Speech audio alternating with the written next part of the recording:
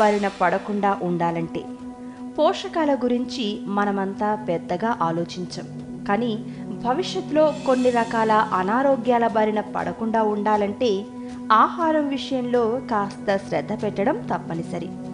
Calcium ఈ పోషకం శరీరానికి అందడం వల్ల ఏళ్లు గడిచే కొద్దీ ఆస్టియోపోరోసిస్ రాకుండా చూసుకోవచ్చు.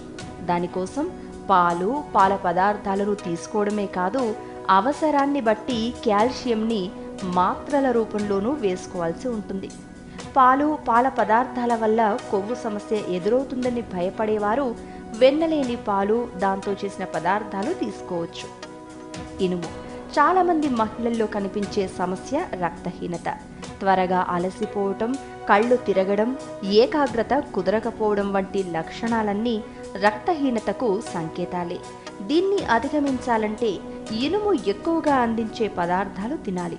అంటే బెల్లం, గింజలు, ఆకుకూరలు, ఖర్జూరాల్లాంటివి అన్నమాట. యాంటీ ఆక్సిడెంట్లు ఆరోగ్యాన్నే కాదు, అందాన్నిచ్చే పోషకాల్లో ఇవి ఒకటి. యాంటీ ఆక్సిడెంట్లు శరీరానికి అందడం వల్ల రోగనిరోధక శక్తి పెరగడమే కాదు, క్యాన్సర్ కారకాలు దూరమవుతాయి. ఇందుకోసం అన్ని రకాల పండ్లు, కూరగాయలు మాత్రమే కాదు, పుట్టగొడుగుల్ని కూడా తప్పనిసరిగా తీసుకోవాలి.